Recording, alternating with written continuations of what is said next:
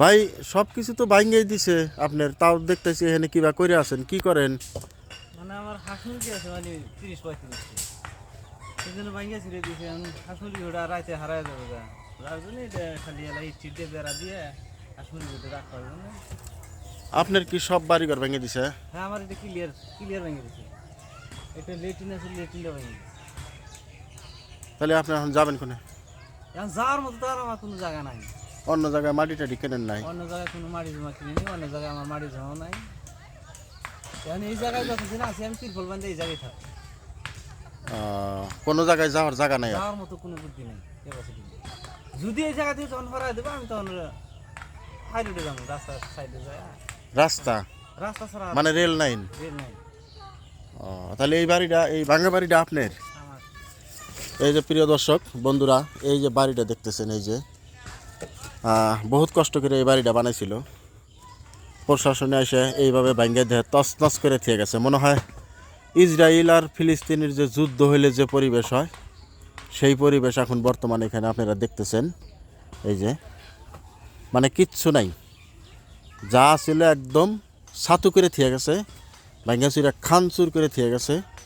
আপনি যদি আসেন, আপনারা যদি আসেন দেখবেন মনে হবে যে এখানে ফিলিস্তিনি আর ইসরায়েলের যে যুদ্ধ হয়েছে, এখানে মনে হয় কিছুক্ষণ আগেই যুদ্ধ হয়ে গেল। এই যুদ্ধ সদৃশ একটা পরিবেশ। এই যে এই বাড়িটা অবস্থা একদম সব শেষ, কিচ্ছু নাই বাঁচার মতো। এখন বাচ্চা কাচ্চা নিয়ে কোন জায়গায় যাবো সে নিজেই জানে না। একটা লেট্রিন ছিল, তাও বলে ভেঙে দিছে।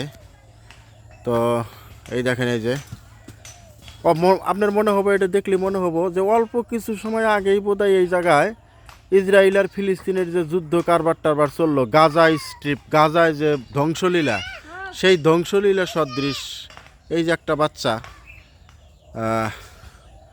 বাচ্চারা সব মানে আতঙ্ক হয়ে গেছে যে আমরা এখন থাকবো কোনে, যামু কোনে, এরকম একটা অবস্থা। সব মানুষেরই এই একই অবস্থা।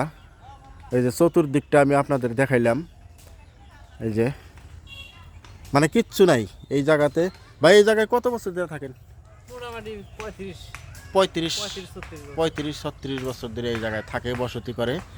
তারপরে আজকে গৃহহীন, আজকে কোনে যাব, কোনে থাকবো, তার কোনো ঠিকানা নাই, কোনো অ্যাড্রেস নাই, কোনো যাওয়ার জায়গা নাই।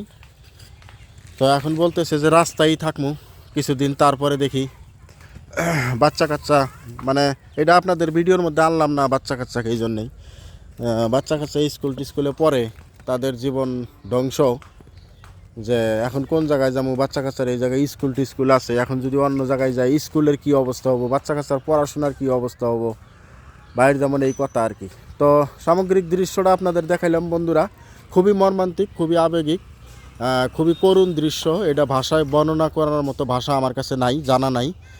তো তারপরেও ভিডিওটা করলাম আপনাদের দেখানোর জন্য। এই ধ্বংসুপ্ত পরিবেশ, গাজা স্ট্রিপ পরিবেশ, আফগানিস্তান স্ট্রিপ মানে যুদ্ধক্ষেত্রের যে পরিবেশ, সেই পরিবেশের মতো হয়ে আছে।